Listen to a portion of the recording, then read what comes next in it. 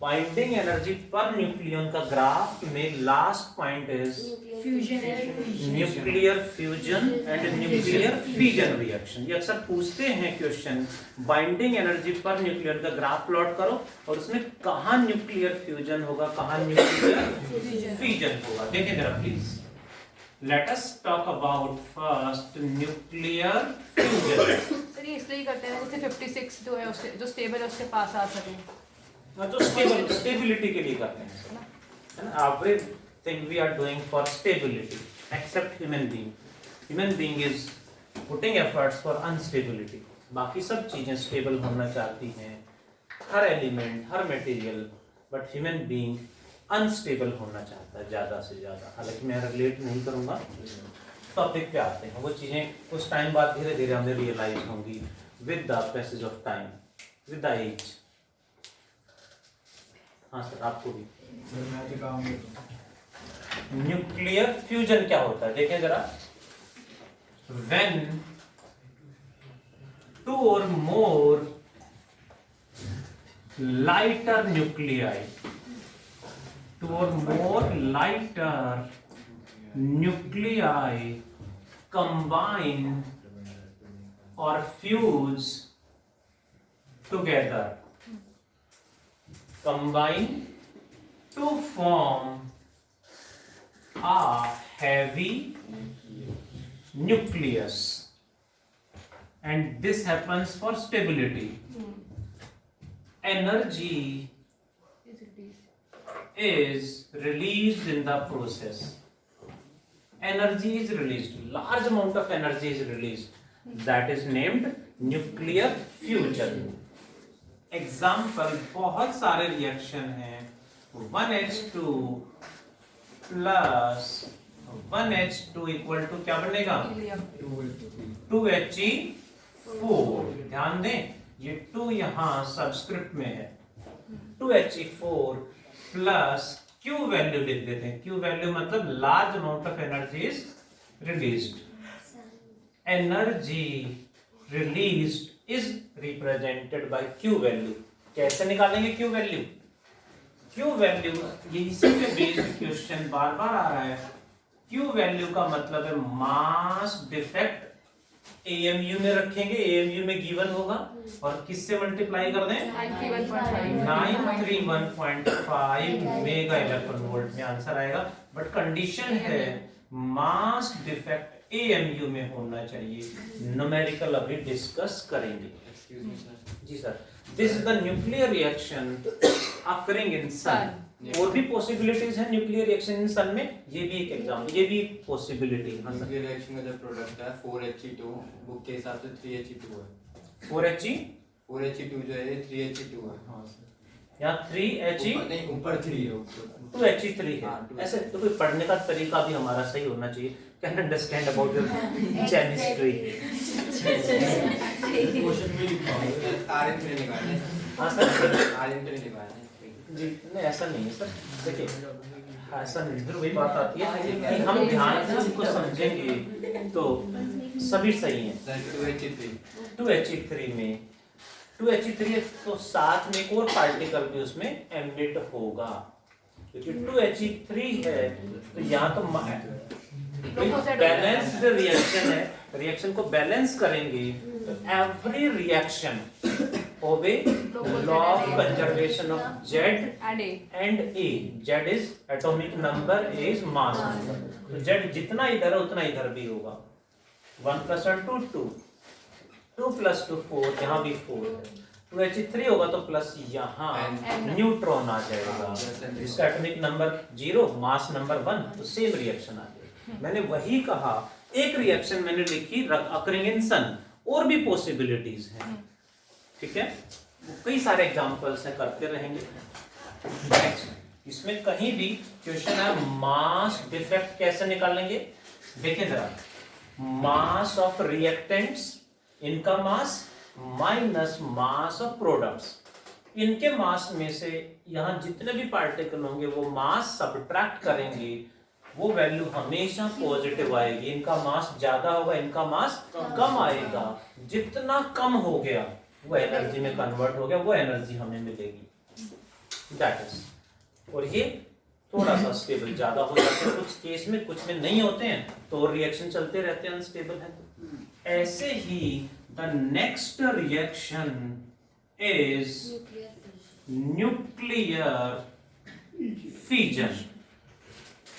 Fission का मतलब होता है breaking a heavy unstable nucleus,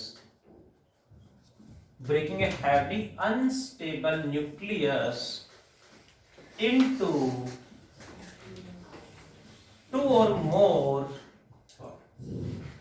lighter nuclei, into two or more lighter nuclei with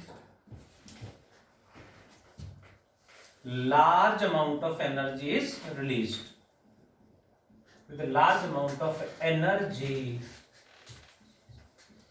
is released. This is nuclear fission. Fission का example uncontrolled uranium chain reaction. That is what? Uranium 92 235 पे जैसे ही एक slow moving neutron bombard कराएंगे। A slow moving neutron is bombarded when on uranium nucleus. What happened? Uranium breaks into two nuclei, barium and krypton, plus 3 neutrons are produced with a large amount of energy.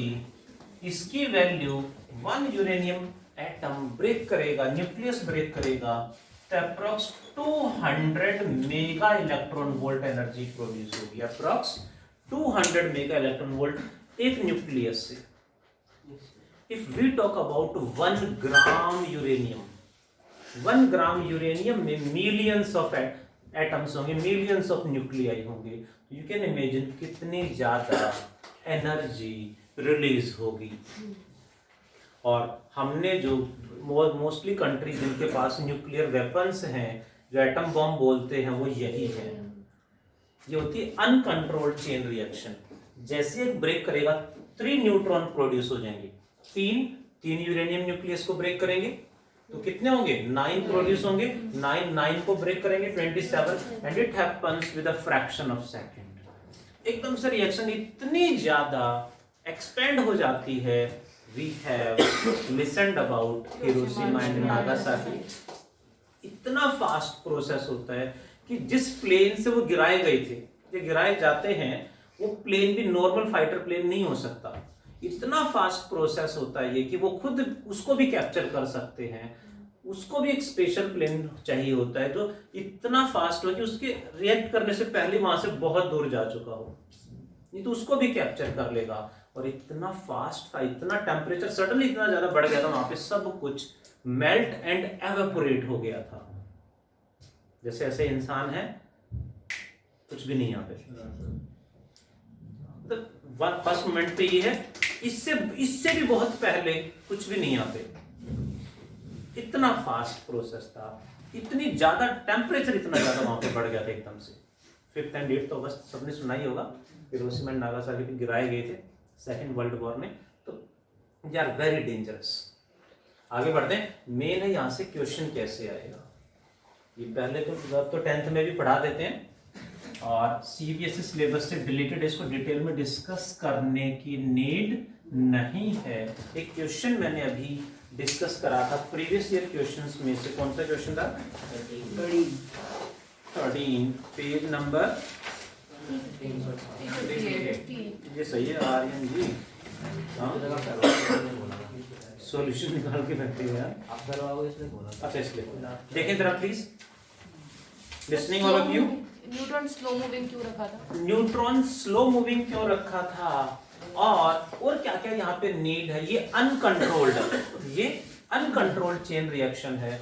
इसको control करके जो energy बहुत ज्यादा suddenly produce हो रही है, वो धीरे धीरे प्रोड्यूस कर कंट्रोल करके धीरे धीरे उसे प्रोड्यूस करके उसे यूजफुल फॉर्म ऑफ एनर्जी में कन्वर्ट कर लेते हैं। That is named nuclear reactor. Not a part of syllabus for CBSE this year, but JEE में है, नीट में है, तो वहां मैंने पढ़ाया है, उसकी क्लासेस में अभी फिर आगे रिपीट करूंगा। तो एंट्रेंस क्लासेस में यू मस्ट बी प्रेजेंट। यहाँ थोड़ा सा आउट ऑफ द टॉपिक हो जाए, थोड़ा सा बता दूं कि स्लो मूविंग न्यूट्रॉन क्यों होना चाहिए। We know, let us take an example, glass pane in window, उस पे हम बुलेट से फायर करेंगे तो व्हाट वी एक्सपीरियंस, बुलेट उसके अंदर होल बना के निकल जाएगी। नहीं सर, शैटर हो जाएगा वो। थोड़ा सा आगे बढ़ते हैं, आपके क्वेश्चन पे भी हम स्टोन में शट एंड, हाँ कोई बात नहीं। And second is when we throw a stone, तो वो क्रैक आ जाएंगे, वो ब्रेक कर जाएगा, पूरा शैटर हो जाएगा। ठीक है, क्यों जी?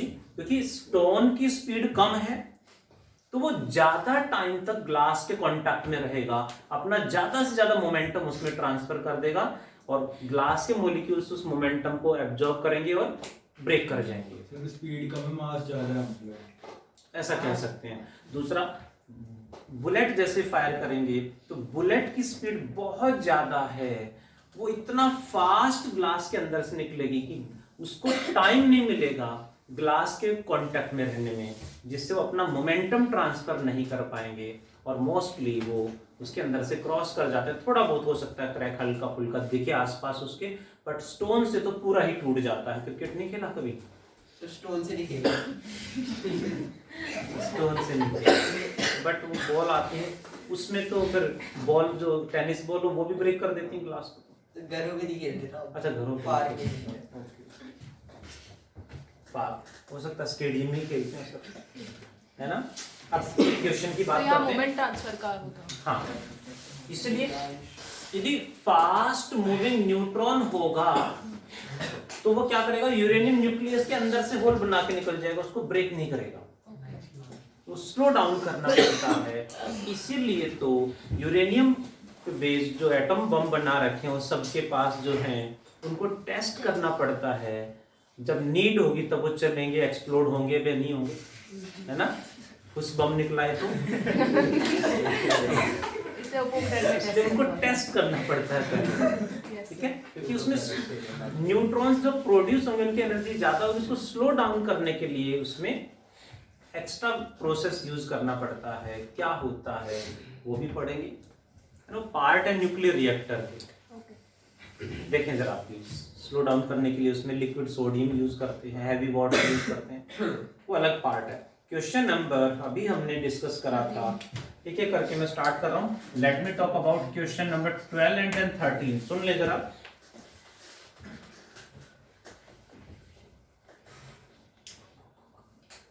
की बात हो रही है ना। Calculate for how many years, how many years यानी कितने टाइम तक a bulb with the fusion of 2 kg deuterium. Mass कितना है निखिल जी, सामने ध्यान प्लीज, ड्यूटेरियम। क्योंकि बहुत सारे बच्चे, एफर्ट कहां तक का है, 60 प्लस 65 प्लस आउट ऑफ 70 का है, बट कंसंट्रेशन लेवल बीच बीच में डिस्ट्रैक्ट करता है, इसलिए वो 50s में रह जाते हैं। थोड़ा सा कंट्रोल, थोड़ा सा यहाँ पे कंसंट्रेशन, और आप 60 क्रॉस कर देते। तैयारी 60 प्लस की है, but not ready to be concentrated in the class, थोड़ा सा मस्ती छोड़ने के लिए रेडी नहीं है, 50s में रह जाते हैं। समझ पा रहे हो? तो थोड़ा सा बस। How many years will the fusion of 2 kg deuterium keep 800 watt electric lamp। Electric lamp की पावर गिवन है 800 watt। Glowing, keep glowing. Take the fusion reaction as, जो रिएक्शन गिवन है, फ्यूजन रिएक्शन है गिवन है, that is 1H2 plus 1H2 equals to 2He3 plus 1 neutron plus 3.27 mega electron volt. इसमें तो हमें कुछ कैलकुलेट करने की नीड भी नहीं, इसमें तो Q वैल्यू है ऑलरेडी गिवन है। अच्छा यहाँ देखने वाली बात है 1H1 हाइड्रोजन, 1H2 ड्यूटेरियम है ना, 1H3 ट्रीटियम, या 1H2 दे रखा है। अच्छा 1H2 से कितनी एनर्जी, दो एटम फ्यूज करेंगे तो इतनी एनर्जी 3.27 मेगा इलेक्ट्रॉन वोल्ट, और यूरेनियम में 200 मेगा इलेक्ट्रॉन वोल्ट, यानी इससे तो बहुत ज्यादा एनर्जी यहाँ प्रोड्यूस हो रही है। इसकी बात करते हैं अब, कितनी पावर का फॉर्मूला बताओ जी, वर्क अपॉन टाइम यानी energy upon time equal to what is energy, that is energy in one reaction, energy in one reaction into number of reactions. कितने रिएक्शन होंगे 2 kg में, 2 kg ड्यूटेरियम में कितने reactions होंगे divided by time. Please, तो हमें क्या निकालना है, टाइम, क्रॉस मल्टीप्लाई करेंगे टाइम, यहां आ गया energy in one reaction is 3.27 mega में है, into number of reactions will be 2 kg equal to how many, कितना होगा, number of reaction equal to number of atoms, no, number of reactions is equal to half the number of atoms in 2 kg deuterium। इसमें कितने atom हैं उसका half, क्योंकि दो nucleus combine होकर एक रिएक्शन हो रहा है, दो रिएक्शन से दो न्यूक्लियस मिलके एक रिएक्शन कर रहे हैं, तो 10 में कितने होंगे 5 रिएक्शंस। तो 2 kg में कितने न्यूक्लियस है, कितने एटम हैं, number of atoms, mole concept इतना तो पता ही होगा, number of atoms in 1 mole into number of moles, है ना, दैट इज, करते हैं solve. So number of reactions क्या होगा, half the number of atoms, जितने भी number of atoms in 2 kg, 2 kg में जितने भी एटम्स हैं इसका हाफ होंगे नंबर ऑफ रिएक्शंस। टाइम ऊपर ले आए, डिवाइडेड बाय पावर नीचे आ जाएगा जी, दैट इज ये टाइम हमारे पास 3.27 मेगा में है upon power 800 watt into half into number of atoms का formula, number of atoms in 1 mole, that is Avogadro number into number of moles is given mass by molar mass। Hope you got it थोड़ा देखें जरा please. अब given mass कितना है 2 kg and molar mass 1H2 का deuterium का molar mass 2 ही होगा, ऊपर 2 है, मोलर मास 2 किलोग्राम या 2 ग्राम, 2 ग्राम, जो मास नंबर है that is equal two grams. Hope you got it. Given mass कितना हो गया 2 ग्राम है और मोलर मास 2000 ग्राम है। ये ग्राम में तो ये भी ग्राम में रखना पड़ेगा या दोनों को केजी में कन्वर्ट करना पड़ेगा। सारी वैल्यूज में पुट कर देता हूं, ध्यान दें प्लीज। 3.27 अब टाइम तो ईयर्स में कहा है, सेकंड में निकालते हैं उसको ईयर्स में कन्वर्ट करेंगे, तो इसके लिए सभी को ऐसा यूनिट में रखना पड़ेगा। 1 मेगा इलेक्ट्रॉन वोल्ट में कितने जूल होते हैं आश्चर्य? 1. E की जो वैल्यू E की वैल्यू 1.6 into 10 की पावर -19 मेगा है 10 की पावर 6, तो टोटल -13 आ जाएगा। इलेक्ट्रॉन वोल्ट में होती, इलेक्ट्रॉन में -19 और मेगा होता है 10 की पावर +6, 10 की पावर 6 into 10 की पावर -19 होगा 10 की power -13 by 800 into half. Avogadro number paper में मिलेगा 0.022 into 10 की power 23 into given mass 2 gram by molar mass 2000 gram. ध्यान दें ये आंसर सेकंड में आएगा, फिर इसको ईयर्स में कैसे कन्वर्ट करना वो हमें पता होना चाहिए। डिवाइडेड बाय सर आपने 2000 by 2 नहीं होना चाहिए। गिव, अच्छा sorry, given mass, right, given mass 2000 gram upon molar mass 2 gram, right, thank you. Given mass 2000 gram, molar mass 2 gram. Hope you got it. Nuclear fusion and nuclear fission पे question कैसे आ रहा है आपके सामने है, please take screenshot. Taken. Sir इसको ये ऐसे करेंगे, पहले 60 से मल्टीप्लाई करेंगे तो उसमें मिनट्स में आ जाएगा, फिर 60 से करेंगे तो आवर्स में, फिर 24 से करेंगे तो डेज में आ जाएगा, फिर 365 से करेंगे तो फिर 365 Yes. ईयर। कितना करना पड़ेगा? डायरेक्ट 86400 से करो। Direct multiply divide. Screenshot taken. कुछ नहीं। Taken, yes. देखिए जरा, अब इसमें दो छोटे छोटे पॉइंट और हैं जिस पे क्वेश्चन आ रहा है बार बार। दैट इज न्यूक्लियर रिएक्शन पे क्वेश्चन आएगा, इंपॉर्टेंट है। The last point is strong nuclear forces. Sir इसमें जो अल्फा बीटा गामा रिलीज होता है वो क्या? स्ट्रॉन्ग न्यूक्लियर फोर्सेस की बात करते हैं। हाँ, alpha beta gamma rays, radioactivity, nuclear reactor, सबकी वीडियोज अवेलेबल करा रहा हूँ। एंट्रेंस क्लास में पढ़ाऊंगा भी। You are welcome. इसमें डिलीटेड है। सीबीएसई में डिलीटेड, सीबीएसई में वही करना है, एंट्रेंस तो क्लियर हो ही गया। स्ट्रॉन्ग न्यूक्लियर फोर्सेस क्या देखें जरा। These are the strongest forces in existence in nature, strongest forces हैं।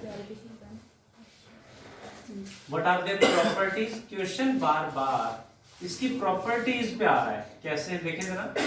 फर्स्ट प्रॉपर्टी तो यही होगी, these are the strongest forces, short range very short range, ध्यान दें, these are very short range forces का मतलब समझते हैं जरा।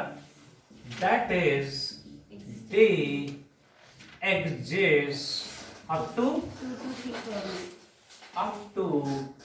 2 to 3 Fermi। और फर्मी मतलब 10 की पावर -15 मीटर, यानी ये जो डॉट मैंने लगा दिया है इससे भी मिलियन टाइम्स स्मॉलर डिस्टेंस पे एग्जिस्ट करते हैं। अब इससे मिलियन टाइम्स स्मॉल कितना होगा यू कैन इमेजिन। हाँ, विजिबल हमारे लिए नहीं है।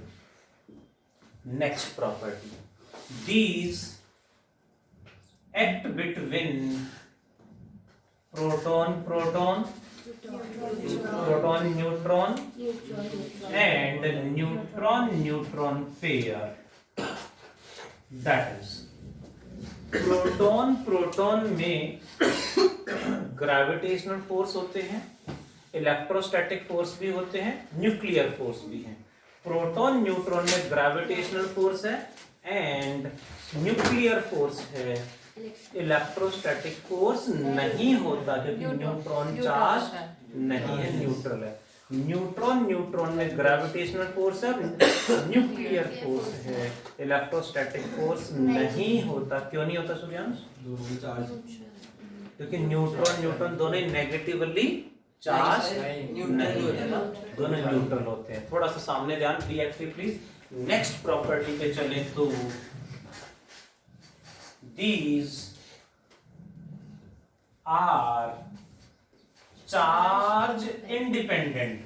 चार्ज पे तो डिपेंड कर रहे हैं, न्यूट्रल में भी है। these are charge independent and depends on spin। next, these do not obey, spin का क्या मतलब है वो बता दो। these do not obey inverse square law. That is, force is inversely proportional to r की पावर 5 to r की power 6 पे एग्जिस्ट करते हैं। स्पिन वही तो स्पिन क्वांटम नंबर होता है, इलेक्ट्रॉन्स के लिए होता है, वही न्यूक्लियस के अंदर भी होता है, उसी सेम वही है। नेक्स्ट, इस पे क्वेश्चन बार बार मिल रहा है हमें। Let us draw a graph between force, strong nuclear force with the distance between the nucleons. Along x-axis we consider force and along y-axis distance between the nucleons. When the nucleons are farther apart greater than 2 to 3 Fermi से भी ज्यादा distance पे हैं तो attractive force negligible है, zero का approach कर रहा है। जैसे जैसे पास आएंगे attractive force will increase at a certain distance, attractive force यानी negative force becomes maximum and then starts increasing, ऐसे चला जाएगा। यहाँ यहाँ पे फोर्स जीरो हो गया, इसे बोलते हैं आर नॉट यानी इक्विलिब्रियम डिस्टेंस। इक्विलिब्रियम डिस्टेंस, यहाँ फोर्स जीरो है और यहाँ फोर्स मैक्सिमम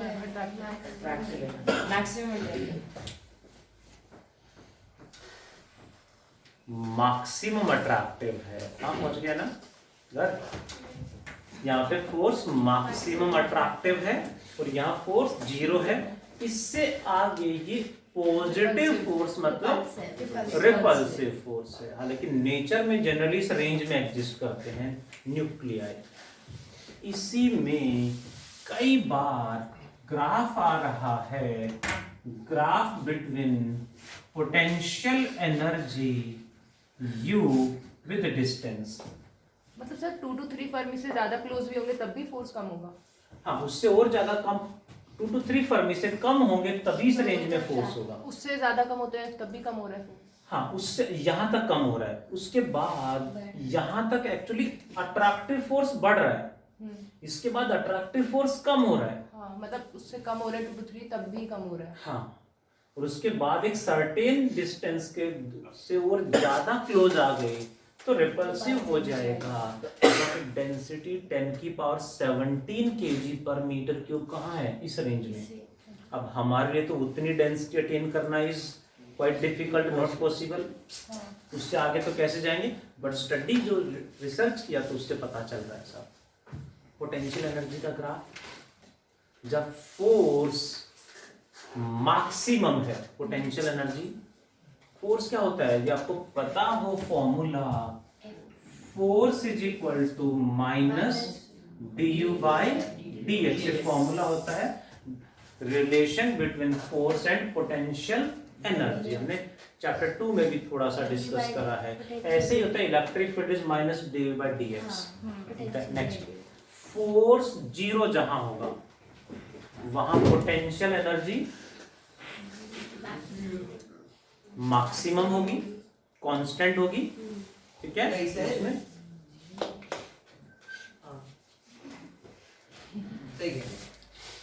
फोर्स जीरो कब होगा? जब डिफरेंशिएशन जीरो होगा।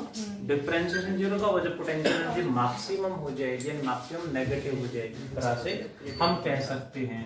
तो इसका भी ग्राफ प्लॉट करते हैं। देखो यहाँ फोर्स मैक्सिमम है और यहाँ फोर्स जीरो। यहाँ फोर्स जीरो है मतलब potential energy maximum negative attractive है। दैट इज, तो यहाँ से रिलेट करें इस तरह से तो पोटेंशियल एनर्जी का ग्राफ भी ऐसे आता है like this and then becomes like this. थोड़ा सा यहाँ पे ऐसे ऐसे ड्रॉ करेंगे। दैट इज, ये अभी दो सैंपल पेपर में देखा ऐसे क्वेश्चन थे। जो हमें पता होने चाहिए। फोर्स यहाँ पे जीरो हाँ। है। ये पोटेंशियल एनर्जी का है और ये फोर्स का है। ये फोर्स का ग्राफ है विद आर, ये पोटेंशियल एनर्जी का ग्राफ है विद आर। बता दूसरे सैंपल पेपर में दे दो। दूसरे सैंपल पे, ठीक है सर। देखिए जरा, next is let us talk about the question जो आपने करने हैं, अटेम्प्ट करने हैं। चैप्टर में यही आ रहा है, जो छोटे छोटे पॉइंट थे they are representation of nucleus. Then question कहाँ से आना है, radius of nucleus, density of nucleus पे डायरेक्ट 1 मार्क में आएगा। Then mass defect, binding energy per nucleon या उसके ग्राफ पे 2 मार्क्स में आएगा।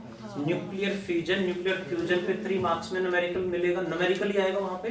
और 2 मार्क्स में, 1 मार्क्स में properties of strong nuclear forces हमसे पूछेंगे। इतना ही पार्ट इस बार सीबीएसई सिलेबस में है। हालांकि एनसीईआरटी में काफी कुछ और भी है जो एंट्रेंस में आएगा, जेडब्ल्यू में NEET, like radioactivity, alpha beta gamma rays and their properties, then nuclear reactor, और भी काफी सारे पार्ट्स हैं। बट 2 बजे हैं कुछ क्वेश्चन सॉल्व करेंगे, है ना। टॉपिक सारे कंप्लीट हो गए।